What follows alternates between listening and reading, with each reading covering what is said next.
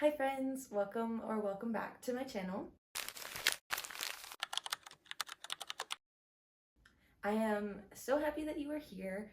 I know it's been a while. I promise I have tried to make videos. I had a bunch of content planned and filmed, but life got in the way and a lot of things came up and I just couldn't get around to it. So we are starting over with another TBR video with the TBR jar prompts. I'm always excited to pick my TBR for the month, even though I love the prompts and I love looking through my books, but I've been in a major reading slump and I have a video coming out next week about that, which is super exciting. That's also going to be a chaotic video because I tried filming it in these last month or so, and that's, like I said, it's been crazy. We are picking for April TBR because we only have a couple days left in March. I'm excited to see what I pick. I have no idea what mood I'm in, so this is going to be a mini adventure, I would say. Before I pick, I want to start with a little haul for the books that I got in March. I only picked up 2 books in March, and both of them were used from the library. They have I think they call it second chapter used books, which is kind of cute, but they have a little section where you can buy books that people either bring in or old library books, and honestly, I feel like I hit the jackpot. I haven't been there in months. The first one was The Diving Pool by Yoko Ogawa. This is the same author that wrote The Housekeeper and the Professor. I read that last year and it was a 5-star read. This is a translated fiction book, and I believe this one is just a bunch of novellas, but I'm really excited to get to this one and read more from this author. This author also wrote The Memory Police, which is it's a high priority read. It's part of my 2025 TBR. I am excited to get to it. And the second book that I got is Sandwich by Catherine Newman. And I was waiting for this one to come out in paperback because that's just kind of what I'm leaning towards right now. But I figured the hardcover was only $3 and this was only $1, but the hardcover is only $3 and it's small enough that I don't mind, and the cover's cute, so I figured why not just jump on it right now. This is the same author that wrote We All Want Impossible Things, another small book. I haven't read it yet, and I don't even know if I like this author, but the premise of both of these books I think is really intriguing. So those are the 2 that I got in March.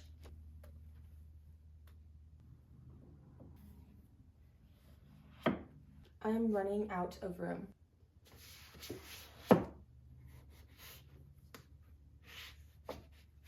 I will talk more about those 2 books and what they're about in my reading slump video. That's why I didn't go into, because I didn't want to be redundant in the 2 videos. To hear more about those books, watch my video next week. Now for the fun part, I'm going to pick 7 prompts this time. Like I said before, I have no idea what mood I'm in. So we are going to let these prompts fully and completely guide me this month. Let's get started.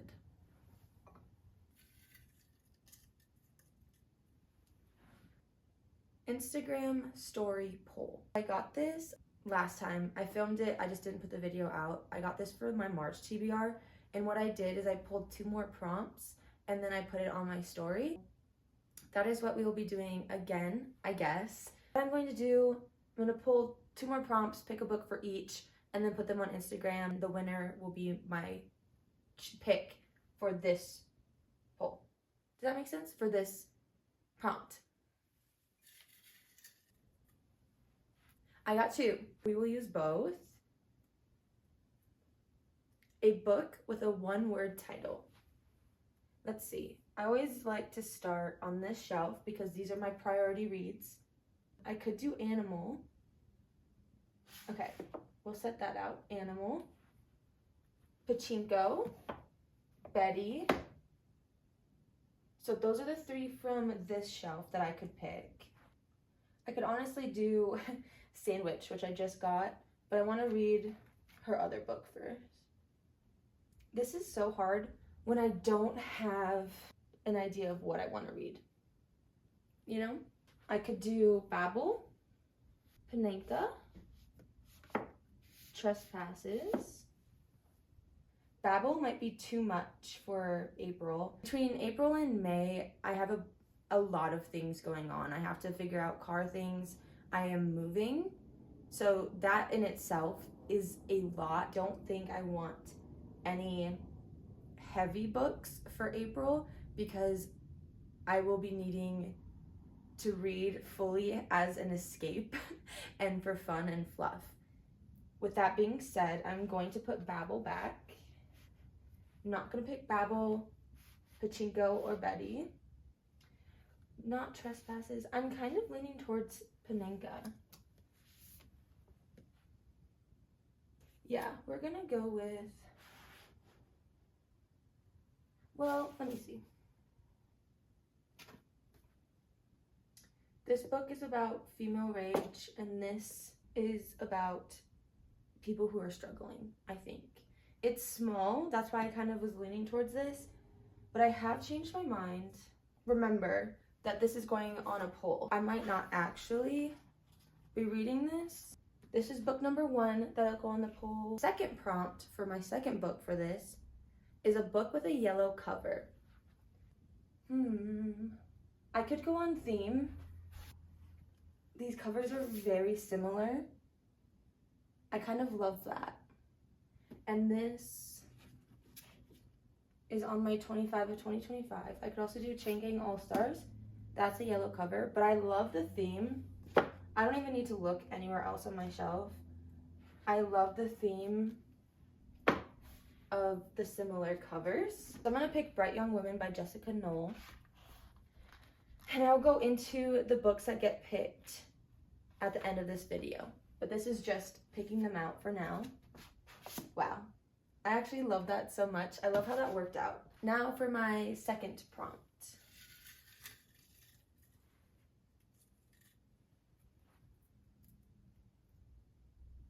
A book I could binge in a day. There's specific genres. It doesn't necessarily mean a small book, because sometimes a short book has heavy topics, and so it doesn't necessarily mean a short book, but it just means something that I can cruise through, don't want to put down kind of book. So that's either a romance, a thriller, sometimes a fantasy. It depends on the fantasy. I have to read, not have to, but I'm going to read Rebel Witch because I just finished my reread of Heartless Hunter by Kristen, is it Ciccarelli? Is that how you pronounce it? I'm not sure. I just finished Heartless Hunter, so I plan on reading Rebel Witch here. I might read it this weekend though, and that's technically not April, so I won't pick that one. I could do the novella for The Serpent and the Wings of Night. That happened last time. Ugh. I could do the novella for The Serpent and the Wings of Night duology. It's the 6 Scorched Roses. That's an option. When I think of binge, I don't think of like lit fic. I could pick a romance book. None of the books on this shelf are really binge worthy, to be honest. I'm looking at not in my book, but I do think I'm going to stick to 6 Scorched Roses. I don't know how much fantasy I will be reading in April because I just finished Heartless Hunter, plan on reading the second book in that, and I don't know how romance heavy I will feel. So this will be a good palate cleanser. So I'm going to pick 6 Scorched Roses for a book I could binge in a day. Third pick. A book with a 3-word title. Very interesting. I just got done saying that I don't know how much fantasy I would want to read, but the first book that I looked at was The Sword of Kaigen, which is an epic fantasy. That would be actually crazy for me to read in April. Whoa. That was loud. Ooh, I could read The Memory Police and The Wedding People. I could read The Berry Pickers, My Brilliant Friend. Those are my options. Is there anything else? I'm gonna say no to My Brilliant Friend. I feel like that's more of a May book. Don't ask me why. That's just giving May vibes. With the Berry Pickers, I'm gonna wait on those. Between the Wedding People and the Memory Police, one is a translated fiction sci-fi dystopian book, and this one is just a lit fic book. It covers heavier topics, but it's also light and funny, which is what I've heard. I think if I'm going to have true fluffy books for April moving forward, I'm going to want this to break it up. I'm picking The Wedding People for my third prompt.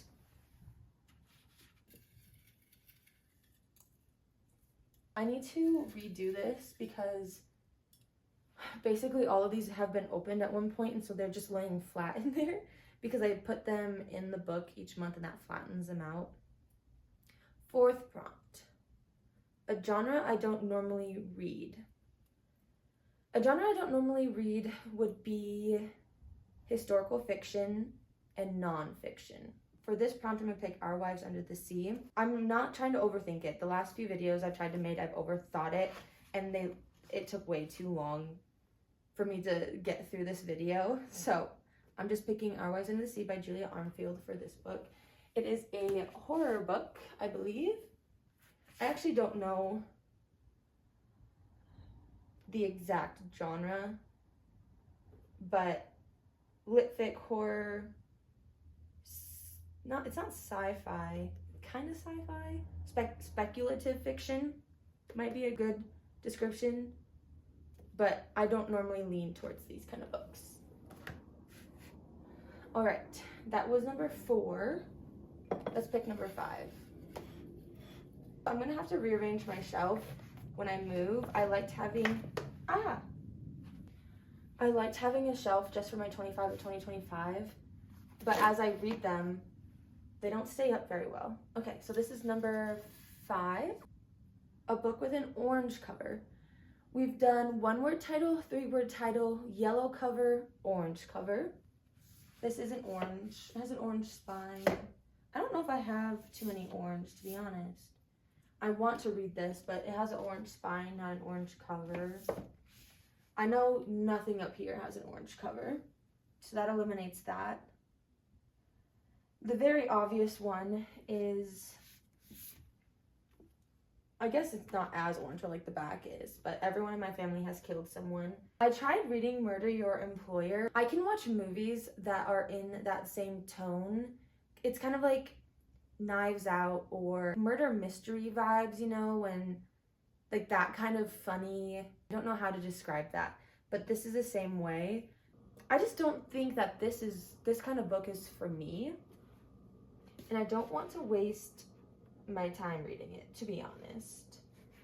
I got it because I was going to do a local bookstore host a book club every month, and I was going to go, I think it was December, but December for me was not a good month. So I bought this book, then things happened, then I didn't feel like reading, and I also didn't feel like being in public, so that didn't happen.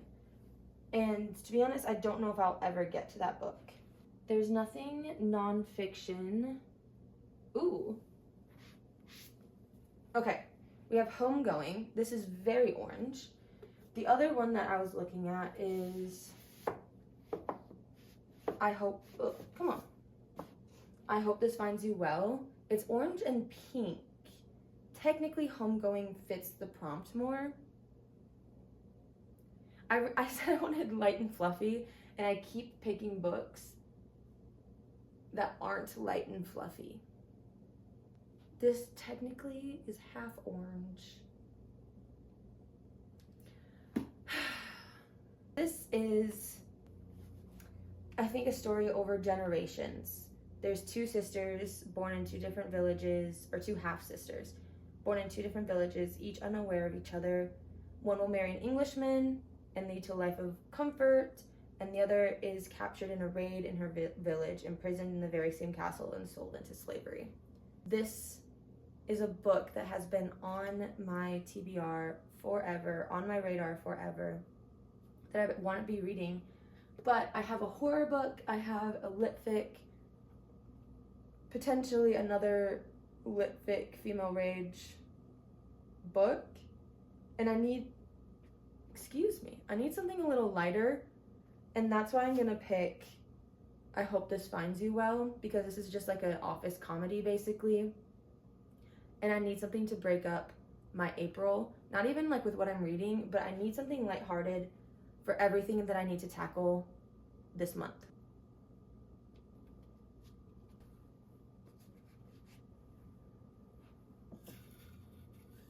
This is my 6th prompt, so 2 left. The way that these prompts have been on theme with each other, this one is a book from my favorite genre. So I had a 1-word title, a 3-word title, yellow cover, orange cover. I had an Instagram poll where I had to pick 2 books, and this one is a book from my favorite genre, and I picked one for my least favorite genre. This is crazy, but this one is probably gonna be a romance or do I want a thriller? No, this one's gonna be a romance book for sure. And I think I'm gonna pick Not in My Book because that one's been calling to me. We will pick that for this prompt. I also could have picked Mistborn. This is how books should be. That's amazing. However, the size of this book, not amazing. Who would do that? Who would do that? That's like a whole extra book right there. Hot take. This book is massive. This is my last prompt. Number 7. I hope it's a good one. A book written before 2020. We're not doing that. I get 1 repick for the prompt each time.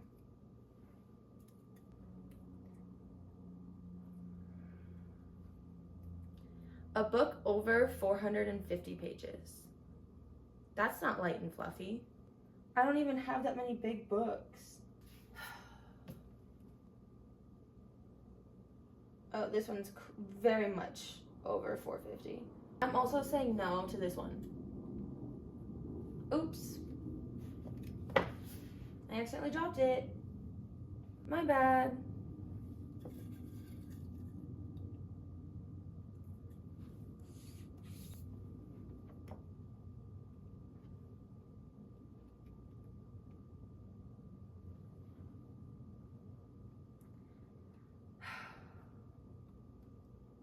This one was 446 pages. But if you include the acknowledgements, it would have gotten to 450, but the page count stopped at 446. I know that I dropped the prompt in the jar, but I could be interested in this one. It's called An Ember in the Ashes by Saba Tahir. Let me see if I can. Give me a second. Ah.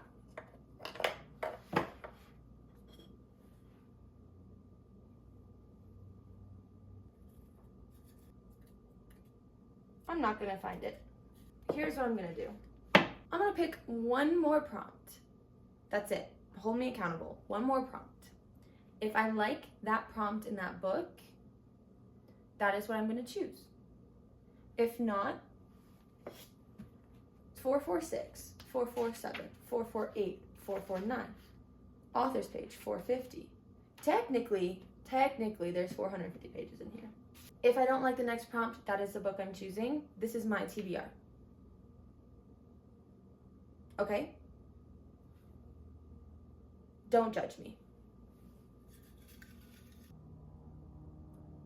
Author, last name, random letter generator. Because you are my phone, I can't use my phone. I'm gonna use my computer real quick and get this random letter for the last name for the author.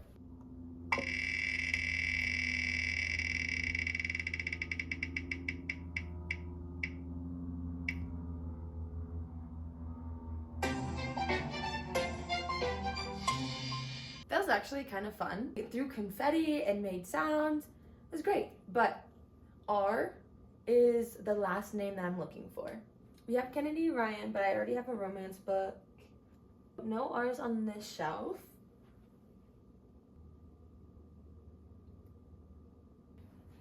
I could add a Sally Rooney book to April.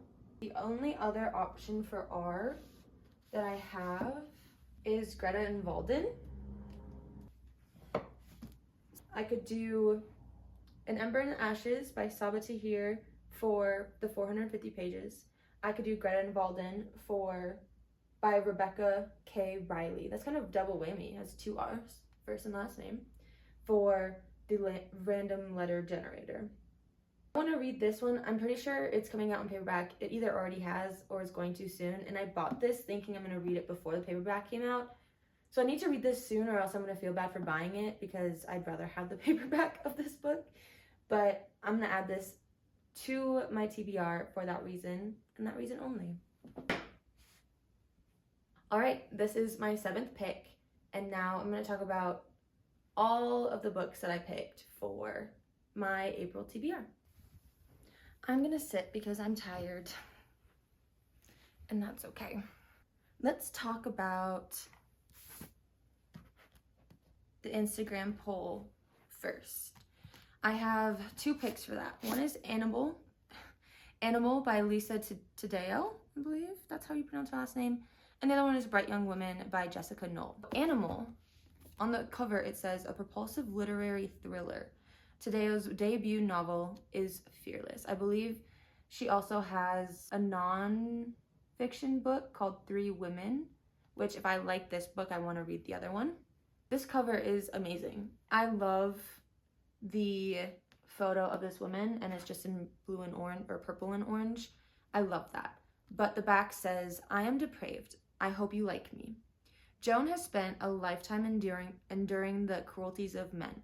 But when one of them commits a shocking act of violence in front of her, she flees New York City in search of Alice, the only person alive who can help her make sense of her past. In the sweltering hills above Los Angeles, Joan unravels a horrific event she witnessed as a child that has haunted her every waking moment while forging the power to finally strike back. It's hailed as a dazzling achievement, heartbreaking, gripping, astonishing masterpiece. It's a depiction of female rage at its rawest and visceral exploration of the fallout from a male-dominated society. With writing that scorches and mesmerizes, Tadeo illustrates one woman's exhilarating transformation from prey into predator. This sounds so amazing, and I kind of hope that this is the book that gets picked, but we'll see. The other one that is going on the poll is this. I don't know if it's really a thriller, but it is Bright Young Women by Jessica Knoll. This is said to be Ted Bundy's murders, but from the female perspective. So we technically don't know who the killer is, but the perspective is shifted. When you watch true crime or documentaries, you have all of these, what are they called? They were trending, not last year, but maybe the year before, where they do a series about this serial killer. They did Ted Bundy. This is kind of the same vibe, but from the woman's perspective, which I think needs to happen more. In the media, it's always about the killer and not about their victims. And I think this book is the other way around. So the back says, January 1978, a serial killer has terrorized women across the Pacific Northwest. When the soon-to-be infamous murderer descends on the top sorority at Florida State University's campus in Tallahassee, the lives of those who survive, including sorority president and key witness Pamela Schumacher, are forever changed. Across the country, Tina Cannon is convinced her missing friend was targeted by the man papers refer to as the All-American Sex Killer, and that he struck again. Determined to find justice, the two join forces as their search for answers lead to a final, shocking confrontation. I love that the covers are very much the same, and then it's a woman-centered book. And I think this is the two best books on my shelves that I could put up against each other. So we will see which one wins. The next one is Six Scorched Roses by Carissa Broadbent. I picked this one for a book that I could binge in a day. I read The Serpent and the Wings of Night and The Ashes and the Star-Cursed King. It's a duology by Carissa Broadbent. Vampires. It's a romantasy-leaning book, I believe. And this is just a novella. I can't remember if it's after the two or if it's in between the two. I mean, it's short.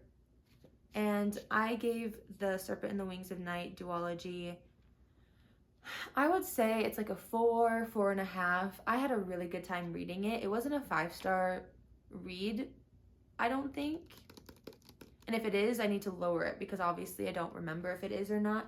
But this one is about Lilith. Lilith has been dying since the day she was born.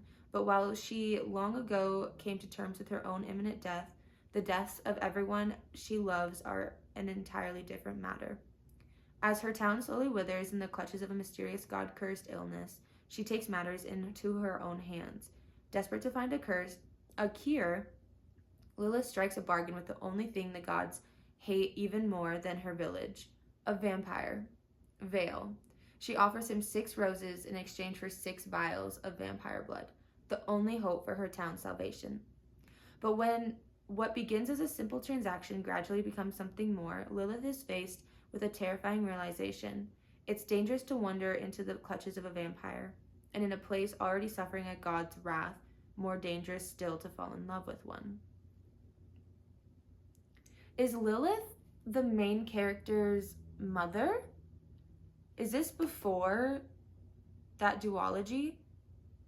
I wish I had a camera to record so I could go on my phone and look it up. My computer is over there charging, so I can't look it up. I don't know how this is related to the other 2 books. And the whole point of talking about the books after is so I have more information for you. But I don't. I'm sorry. The third pick is The Wedding People by Alison S. Bach. I believe that's how you pronounce it. I picked this with a book with a 3-word title. The Wedding People. A propulsive and uncommonly wise novel about one unexpected wedding guest and the surprising people who help her start anew. It's a beautiful day in Newport, Rhode Island when Phoebe Stone arrives at the Grand Cornwall Inn wearing a green dress and gold heels, not a bag in sight, alone. She's immediately mistaken by everyone in the lobby for one of the wedding people, but she's actually the only guest at Cornwall who isn't there for the big event. Phoebe is here because she's dreamed of coming for years. She's hoped to shuck oysters and take sunset sails with her husband, only now she's here without him, at rock bottom, and determined to have one last decadent splurge on herself. Meanwhile, the bride has accounted for every detail and every possible disaster the weekend might yield, except for, well, Phoebe, and Phoebe's plan, which makes it that much more surprising when the 2 women can't stop confiding in each other. I've heard mixed things about this book. People have given it 5 stars. People have given it 3 stars. I'm excited to read this for myself, to know these characters, their relationships to each other, watching them grow. This is one of my most anticipated books for this year. Moving on. Our Wives Under the Sea by Julia Armfield. I was going to look up which genre this is. I forgot. But I picked this for a genre I don't normally read, and I believe this is more horror, speculative fiction. But one of the blurbs says a haunting, evocative novel that juxtaposes the horrors beneath the waves with a life and love that exists on land. That in itself, consider me sold. But the back says, Leah is changed, a marine biologist. She left for a routine expedition months earlier. Only this time her submarine sank to the seafloor. When she finally surfaces and returns home, her wife, Miri, knows that something is wrong. Barely eating and lost in her thoughts, Leah rotates between rooms in their apartment, running the taps morning and night. Whatever happened in that vessel, whatever it was they were supposed to be studying before they were stranded, Leah was carried has carried part of it with her, onto dry land and into their home. As Miri searches for answers, desperate to understand what happened below the water, she must face the possibility that the woman she loves is slipping from her grasp. And it's told from both of their perspectives. It's told from Leah's perspective, who was lost at sea in this expedition. And it's also told from Miri's perspective, who has no idea what's happening and is just looking for some answers from Leah, and she's not getting any. And it's like, how do you support someone who is grieving internally and alone and going through something that you in no way are able to understand? And that is something that is super intriguing to me about this book, is that dynamic between two partners just trying to support each other. I guess one partner trying to support each other, but it's when something's going wrong with one person, how does the other person step in and fill that space and help them get through whatever they're getting through? And I don't have any idea if that's actually what this book is about, but that is what I've glimpsed from the back of this book, and also what other people have talked about online. So this is going to be more than a horror novel. I know this is going to be an exploration between people and people who are in love. I'm hoping to actually get to this one and not just have it sit on my TBR for this month. My fifth pick was an orange cover, and I understand half of this cover is pink, but I needed something. You heard what these last few books were about. I needed something lighthearted, and this truly is an office comedy. The front of this cover says, "Like a donut in a break room, unexpected, surprisingly sweet, and totally made my day."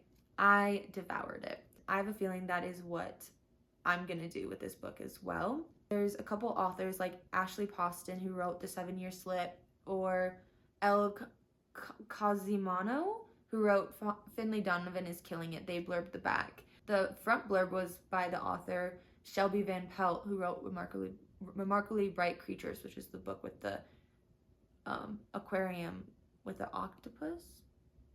Yeah, it was an octopus, I believe.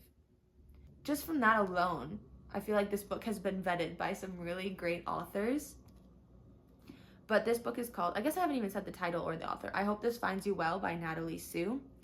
And this book, I'm just going to read the top part, but it says, it is in this wildly funny and heartwarming office comedy, an admin worker accidentally gains access to her colleagues' private emails and DMs and decides to use this intel to save her job. A laugh till you cry debut novel you'll be eager to share with your entire list of contacts. Perfect for the fans of Anxious People and Eleanor Oliphant is Completely Fine.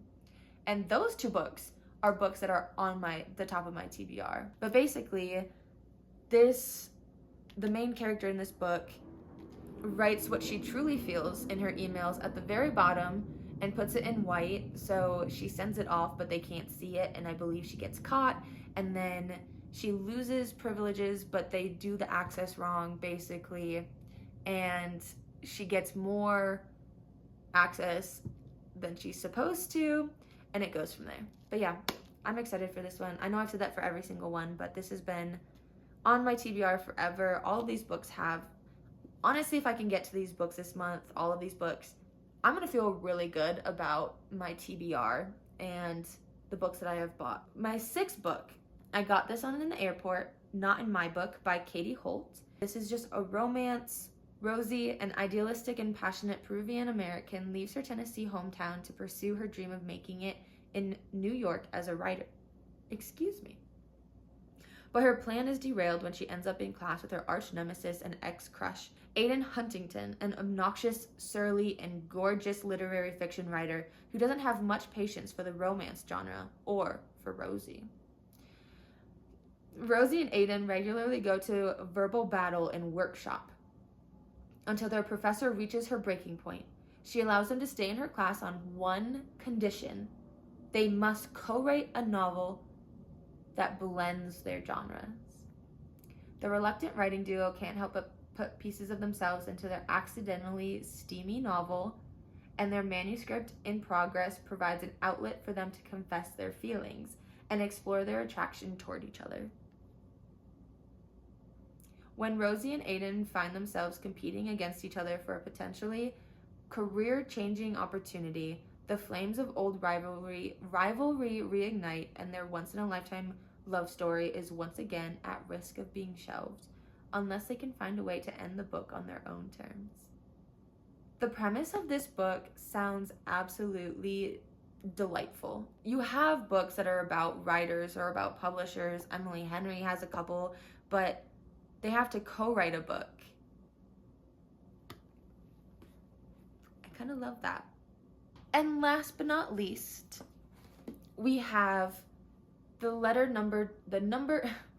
random number generator picked the author, and it was R, and it was the last name, Riley.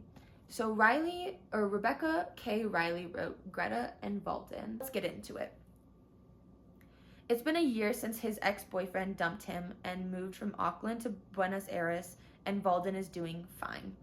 He has a good flat with his sister Greta, a good career where his colleagues only occasionally remind him that he is the sole, I don't know how to pronounce that, Maori person in the office, and a good friend who he only sleeps with when he's sad. But when his work sends him to Argentina and he's thrown back into his former lover's orbit, Valden is forced to confront the feelings he's been trying to ignore and the future he wants. Greta is not letting her painfully unrequited crush or her possibly pointless master's thesis or her pathetic academic salary get her down.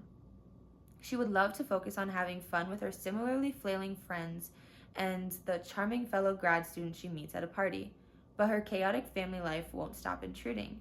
Her mother is keeping secrets, her nephew is having a gay crisis, and her brother Valden has suddenly flown to South America without a word. Sharp and hilarious with an irresistible emotional momentum that builds to an exuberant conclusion, Greta and Valden careens us through the siblings' misadventures and the dramas big and small of their sprawling, eccentric, I'm pronouncing this wrong, so I am so sorry, but it's Maori Russian Catalonian family. A national bestseller in New Zealand, Rebecca K. Riley's acclaimed debut is fresh, joyful, and alive with the possibility of love in its many mystifying forms. This sounds like there's drama, and it's messy, and it's fun, and I cannot wait to get to this. I love the cover first, but I love this green as well. That is so fun. Also, I have a lot of hardcovers. This TBR in the comments. Do you prefer paperbacks or hardcovers? And also, if you're reading a hardcover, do you read it with the dust jacket on, or do you take it off? I'd be interested to see what people think. But that wraps up my TBR. Ooh. This is probably a really long video. I'm so sorry. I can't stop talking when I start talking about books. It's been a problem forever. Anyways, this is my TBR for April, brought to you by my TBR prompt jar. If you see any books on here that you have read or are looking forward to read, please let me know. If there's any on this list that you think I should get to sooner rather than later, again, let me know in the comments. I'm excited to hear from you guys, and I hope you enjoyed. I'll see you next time. Bye.